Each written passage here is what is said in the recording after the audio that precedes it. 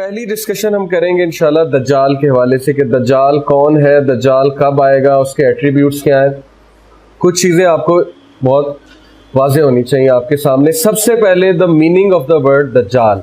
अगर आप दज्जाल का मीनिंग ही समझ लें तो आपको फितना दज्जाल बहुत अच्छे तरीके से समझ आ जाएगा। पहली चीज़, दज्जाल is derived from the root word दज्जला अल बईर। ये एक मुहावरा है अरबिक का, दज्जला अल बईर। इट एक्चुअली मीन्स के ही, इसका मैं आपको मीनिंग बताता हूँ, he covered the camel with tar. दज्जला अल बईर का मतलब है he covered the camel with tar. Tar समझते हैं आप लोग, लुक को कहते हैं। ओके, कैमल को लुक लगा के अगर हम कवर कर देंगे तो क्या होगा, वो कैमल नहीं लगेगा, यानी कैमोफ्लाज हो जाएगा या it's his appearance will change. तो यहां से आप दज्जालियत को समझें, यहां से आप दज्जाल को समझें। एक चीज होती है धोखा, एक चीज होती है डिसेप्शन। फर्क क्या है?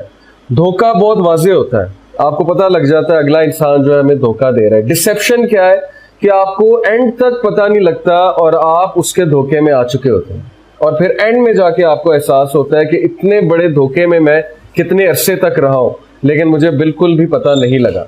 इसी कॉन्टेक्स्ट में अल्लाह सुब्हानहू व तआला ने दुनिया को भी क्या कहा है, वमल हयातुद दुनिया इल्ला मताउल गुरूर, कि बेशक जिंदगी, दुनिया की जो जिंदगी है, इट इज नथिंग बट धोखे का सामान है। इसी तरह दज्जाल जो है, just like a camel is covered with tar to hide its identity, इसी तरह दज्जाल ने वो लबादा ओढ़ा होगा। किस चीज का लबादा? खुदा का, कि मैं खुदा हूं, या मसीहा का लबादा ओढ़ा होगा। लोग को वो कहेगा कि मैं मसीहा हूं। मसीहा वो होता है जो लीडर होता है, जो अच्छाई की तरफ बुलाता है, जो लीड करता है लोगों को, जिसकी तरफ लोग लुक अप टू करते हैं। लेकिन he is the false messiah. असल मसीहा जो है वो ईसा अलैहिस्सलाम है, और फॉल्स मसाया जो है वो दज्जाल है। तो इस वर्ड से हम बड़ा अच्छा समझ सकते हैं कि दज्जाल लोगों को डिसेप्शन में डालेगा, इतनी ज्यादा डिसेप्शन में डालेगा कि इंसान को एहसास भी नहीं होगा कि मैं धोखे में हूं, और यही दज्जालियत है असल में। दूसरा इसका रूट वर्ड है दजल। दजल का मतलब मैंने आपको जैसे पहले भी वाज़ेह किया था, इसका मतलब है डिसेप्शन, द ग्रेट डिसेप्शन, यानी इंसान धोखे में होगा और उसे पता भी नहीं लगेगा। तो ये है बेसिकली दज्जालियत। आप कुछ हदीस में गौर करते हैं, नबी सल्लल्लाहु अलैहि वसल्लम ने फरमाया कि आदम अलैहिस्सलाम की पैदाइश से लेकर क़यामत तक कोई फितना इतना बड़ा नहीं, या कोई क्रिएशन इतनी बड़ी नहीं। एक हदीस में क्रिएशन का जिक्र है कि कोई क्रिएशन इतनी बड़ी नहीं जितनी दज्जाल की क्रिएशन है, और क्रिएशन से मुराद फितना ही है। अब what is the meaning of the word फितना? कोई किसी को पता है फितना का क्या मतलब है? अल्लाह ने कहा तुम्हारी माल और औलाद और बीवियों में तुम्हारे दुश्मन भी हैं, और एक और आयत में कहा कि फितना भी है तुम्हारी माल और औलाद, आजमाइश। एग्जैक्टली, फितना कोई नेगेटिव वर्ड नहीं है, फितना का मतलब है आजमाइश। अगर नबी सल्लल्लाहु अलैहि वसल्लम ने हदीस में ये कहा कि the world is sweet and green, और बनी इसराइल को तबाह करने वाली जो मखलूक थी वो औरत की ज़ात थी, क्योंकि उनके लिए फितना बन गई थी, इसका ये मतलब नहीं है कि औरतों को डिग्रेड किया जा रहा है, बल्कि फितना का मतलब है आजमाइश। औरतें उनके लिए आजमाइश बन गई थी। इसी तरह दज्जाल एक बहुत बड़ी आजमाइश है, इतनी बड़ी आजमाइश है कि हदीस कह रही है कि आदम अलैहिस्सलाम की बर्थ से लेकर क़यामत तक कोई फितना इतना बड़ा नहीं जितना कि फितना दज्जाल है। आपको पता है सहाबा को रसूलुल्लाह सल्लल्लाहु अलैहि वसल्लम दज्जाल के बारे में कैसे वार्न करते थे? सहाबा खुद बयान करते हैं, सहाबा कहते हैं कि जब नबी सल्लल्लाहु अलैहि वसल्लम दज्जाल के बारे में बात करते थे, his eyes would turn wide, उनकी आंखें वाइड हो जाती थी जैसे कि दुश्मन आ रहा है पीछे से, और his face would become red और his voice would become loud, उनका फेस रेड हो जाता था जोश से, और उनकी जो वॉइस है वो लाउड हो जाती थी, और सहाबा इतना डर जाते थे, उन्हें लगता था कि अभी पीछे से उठकर दज्जाल आ जाएगा। यानी this is the impact of the फितना ऑफ दज्जाल। और वो इस तरह डराया करते थे सहाबा को जैसे वो दुनिया का सबसे बड़ा फितना है, और वाकई ही सबसे बड़ा फितना है। तो इसको बहुत सीरियस लेना चाहिए, और इस फितने में मेजॉरिटी लोग इन्वॉल्व होंगे। ये फितना क्या है, वील कम टू इट। और हदीस में आपको बताता हूँ, नबी सल्लल्लाहु अलैहि वसल्लम ने फरमाया कि दज्जाल के करीब एक बहुत बड़ा मोमिन आएगा, ये समझते हुए कि मेरे पास बड़ा ईमान है, मेरी बड़ी इस्तिकामत है, और वो दज्जाल को चैलेंज करेगा कि इम्प्रेस मी। बट हदीस में आता है कि he will be inspired by the arguments presented by Dajjal. जब दज्जाल अपने आर्गुमेंट्स प्रेजेंट करना शुरू करेगा तो बड़े से बड़ा मोमिन हिल जाएगा। इसीलिए इसी को मैं एक और हदीस के साथ जोड़ूंगा। नबी सल्लल्लाहु अलैहि वसल्लम ने कहा कि व्हेन यू फेस दज्जाल फ्ली, दौड़ लगा देना, उसको फेस मत करना, उसके सामने मत आना, बल्कि उसको देखते ही दौड़ लगा देना, फ्ली कर जाना। उसकी वजह यह है कि उसके पास बहुत ग्लैमर, बहुत कैरिज्मा, बहुत स्ट्रॉन्ग आर्गूमेंट्स होंगे। उसके पास पता नहीं क्या साइंस होगी, क्या टेक्नोलॉजी होगी, क्या मिरेकल्स होंगे। कुछ हदीस में वाज़े हैं बहुत, आप देख लें, मिसाल के तौर पे एक हदीस में आता है, सही मुस्लिम की हदीस है कि नबी सल्लल्लाहु अलैहि वसल्लम ने फरमाया कि Dajjal will have something with him like paradise and something like hell fire, but his paradise will be hell fire, so I warn you against him. उसकी जो जन्नत है वो असल में दोज़ख है। जन्नत और दोज़ख से क्या मुराद है? देखें, जन्नत में जन्नतुन नईम, अल्लाह ने जन्नत को एक नेमत भी कहा है, अल्लाह ने जन्नत को एक रेस्ट की जगह भी कहा है, अल्लाह ने जन्नत को एक ऐसी जगह कहा है जहां कोई रिस्पॉन्सिबिलिटी नहीं होगी, ठीक है, इंसान पे, बल्कि इंसान जो है वहां पे एक बहुत खूबसूरत जिंदगी गुजारेगा। अब दज्जाल की जन्नत भी कुछ इसी तरह की है कि उसमें बहुत आसाइशें हैं, उसमें कंफर्ट जोन बहुत ज़्यादा है, उसमें डिज़ायर्स को जल्दी पूरा करने की आसाइशें जो है वो मैसर है, इंस्टेंट ग्रेटिफिकेशन बहुत है। जैसे वेस्टर्न सिविलाइजेशन को, ये मेरा पर्सनल एक व्यू है कि वेस्टर्न सिविलाइजेशन को मैं दज्जाल की जन्नत समझता हूँ। उसकी वजह यह है कि Islam calls for sacrifice, Islam calls for disciplining desires, but western civilization calls for instant gratification of desire. इसीलिए हमारी जो यूथ है वो उनसे बड़ी इंस्पायर्ड है, क्योंकि वो डिज़ायर्स की बहुत बात करते हैं। हर डिज़ायर उन्होंने पूरी करने के लिए वो चीज़ रेडी रखी हुई है। हर चीज़ ओपन है, शराब खाने ओपन है, कैसीनो ओपन है, स्ट्रिप क्लब्स ओपन है, एवरीथिंग इज ओपन। तो इंसान को वो चीज़ बहुत अट्रैक्ट करती है। और वेस्ट सेक्रीफाइस की बात नहीं करता, वेस्ट जो है वो नेबर्स का ख्याल रखने की इतनी बात नहीं करता। इस्लाम में तो बहुत सी जिम्मेदारियां हैं, इस्लाम तो इंसान पे बहुत सी जिम्मेदारियां डालता है, तो इसलिए हम लोग उन चीज़ों से भागते हैं। तो मैं उसकी जन्नत को समझता हूँ। अब आप देख लें, बंदा न्यूयॉर्क चला जाए, वहां पे दंग रह जाता है लाइट्स को देख के, बिल्डिंग्स को देख के। दुबई चला जाए, किसी 7 स्टार होटल में चला जाए तो गुम हो जाता है। इंसान समझता है यही जिंदगी है, मैं पता नहीं कहाँ रह रहा था, असल में तो ये लाइफ है, लाइफ ऐसी होनी चाहिए। फिर इतनी डिस्ट्रैक्शंस होंगी उसकी एज में, इतनी डिस्ट्रैक्शंस कि आम आदमी के पास सोचने का भी टाइम नहीं होगा। और आज बिल्कुल ऐसे है।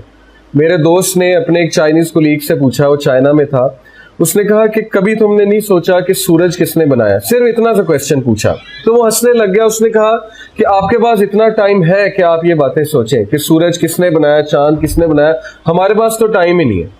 यही बात है, दज्जाली सिविलाइजेशन में इतनी डिस्ट्रैक्शंस होंगी, इंसान इतना खप जाएगा डिजायर्स के मामले में कि इंसान को आखिरत बिल्कुल भूल जाएगी, यानी उस पर पर्दा हायल हो जाएगा और उसको पता भी नहीं लगेगा कि वो भूल रहा है। असल बात यह है, जैसे कैमल को टैन कर दिया जाए, उस पर वो जो लुक डाल दी जाए, पता भी नहीं लगेगा ये कैमल है, एंड में जाके आपको कोई बताएगा तो आपको पता लगेगा। इसी तरह इंसान को महसूस भी नहीं होगा कि किस तरह से वो दज्जाल के चंगल में फंसता जा रहा है, और एंड में बहुत बड़ी तबाही हो जाएगी, बहुत बड़ा लॉस हो जाएगा, यानी कि इंसान दुनिया से भी जाएगा और आखिरत से भी जाएगा, और ये एविडेंट लॉस है। तो उसकी जो जन्नत है, इसकी बहुत से व्यूज हैं, लेकिन मैं ये समझता हूँ कि इस वक्त आप वेस्ट की तरफ देखें तो वाकई वो उसकी जन्नत महसूस होती है, क्योंकि वहाँ ग्लैमर भी है, वहाँ मटीरियलिज्म भी बहुत ज़्यादा है, वहाँ पे योलो जो लाइफस्टाइल एक है, you only live once, YOLO, और ये हमें बहुत पसंद है। हमारी एडवर्टीजमेंट्स भी यही लाइफस्टाइल दिखाती हैं। कोका कोला कहती है खा ले पी ले जी ले, और स्प्राइट कहता है मन की मान, और ड्यू कहता है कि ड्यू ना किया तो फिर क्या जिया। यानी हर चीज़ में वो एडवेंचर डाल रहे हैं, हर चीज़ में वो दुनियादारी डाल रहे हैं, हर चीज़ में वो डिज़ायर्स को डाल रहे हैं। तो ये उसकी जन्नत है बेसिकली। बट प्रॉफिट सल्लल्लाहु अलैहि वसल्लम ने कहा कि his haven will be, his paradise will B actually hello fire. एक मोमिन जो है उसको वो कहेगा कि दोजख में जाओ, और वो दोजख में छलांग लगा देगा, लेकिन असल में वो जन्नत में चला जाएगा। नुकसान तो अपना वो करवा लेगा, लेकिन ये आर्जी नुकसान है। वो मोमिन जो नुकसान करवाएगा, असल में वो जन्नत में चला जाएगा। इसी तरह एक शख्स को दज्जाल चीर देगा बीच में से, और उसके बाद जिंदा भी कर देगा। आपको पता है कि इस वक्त लेटली मैंने एक आर्टिकल पढ़ा कि उन्होंने 200 साल पुराने एक शख्स का डीएनए लिया उसके ऑफस्प्रिंग से, और using that DNA they recreated his brain, his consciousness, उसकी कॉन्शियसनेस वो वापस ले आए कंप्यूटर प्रोग्राम पे, और उस बंदे से वो बात भी कर रहे हैं, वो बंदा जवाब भी दे रहा है एज ए कंप्यूटर प्रोग्राम, क्योंकि उसकी वही कॉन्शियसनेस है, क्योंकि डीएनए वही है जो उसके ऑफस्प्रिंग में था, वही उसका डीएनए था।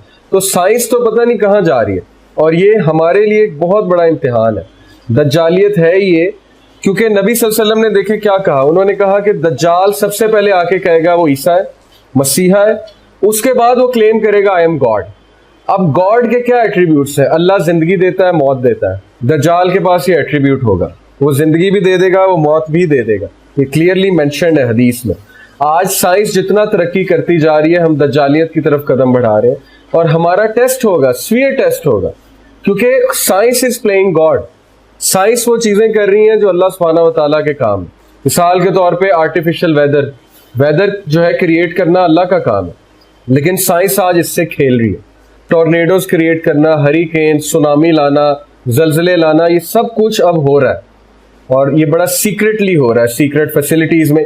इस तरह डिजीजेस फैलाना वो तो अल्लाह का काम था, लेकिन नई नई डिजीजेस आ रही हैं और वो क्रिएट की जाती हैं लैब्स में, नए नए वेपन्स बन रहे हैं। तो साइंस जो है पता नहीं इस वक्त कहाँ जा रही है, और एक आम इंसान का ईमान डगमगा रहा है, क्योंकि एक आम इंसान जो है उसने दीन इतना नहीं पढ़ा, तो जब वो यूनिवर्सिटीज में जाएगा, कहीं पढ़ने जाएगा, तो डेफिनेटली वो एक्सपोज होगा साइंस से। जब वो साइंस से एक्सपोज होगा, उसके माइंड में डिफरेंट अश्कालात आएंगे, डाउट्स आएंगे, तो फिर वो इस्लाम से जाएगा। और यही हो रहा है। हमारी यूथ जब फॉरेन यूनिवर्सिटीज में पढ़ने जाती है, वहां पे वो देखते हैं कि ओहो असल में तो साइंस ये भी कर रही है, ये भी कर रही है, तो वेयर इज गॉड, अल्लाह ताला क्या कर रहे हैं? तो फिर उनके माइंड में बहुत से अश्कालात आते हैं। तो ये दज्जाल का बहुत बड़ा एक हथियार है। साइंस मैं समझता हूँ जितना तरक्की करती जा रही है, दज्जालियत की तरफ हमारा कदम जो है वो बढ़ता जा रहा है। लेकिन इसका ये मतलब नहीं कि साइंस बिल्कुल नेगेटिव है और साइंस पढ़नी नहीं चाहिए, बट द पॉइंट इज कि ये हमारा टेस्ट हो रहा है, और बहुत कड़क इम्तिहान है हमारे ईमान का, कि हम ईमान वाले रहते हैं, हम ये कहते हैं कि हर चीज अल्लाह के हाथ में है, या हम ये कहते हैं कि साइंस जो कहेगी वो हम मानेंगे। और मेजॉरिटी लोग की आज ये थिंकिंग है कि जो साइंस कहेगी वो मैं मानूंगा, अदरवाइज मैं नहीं मानूंगा। तो साइंस तो भाई ना गॉड है, साइंस ना वही है, साइंटिस्ट ना कोई प्रॉफिट है, ना मैसेंजर है। साइंटिस्ट तो एक इंसान है, उसने कुछ रिसर्च किया, हाइपोथेसिस की बेसिस पे एक्सपेरिमेंट किया है, उसके कुछ पैरामीटर्स हैं, उसकी कुछ डिपेंडेंसी है कुछ फैक्टर्स पे, तो ये आम लोग को समझ नहीं आती। तो इसी तरह एक हदीस में आता है कि दज्जाल जहां जाएगा वो खजा ले आएगा, जहां जाएगा वो पौधे उगा देगा, नबातात उगा देगा, बहार ले आएगा, यानी उसके हाथ में रिसोर्सेज होंगी, वो गल्ला कंट्रोल करेगा, माल कंट्रोल करेगा।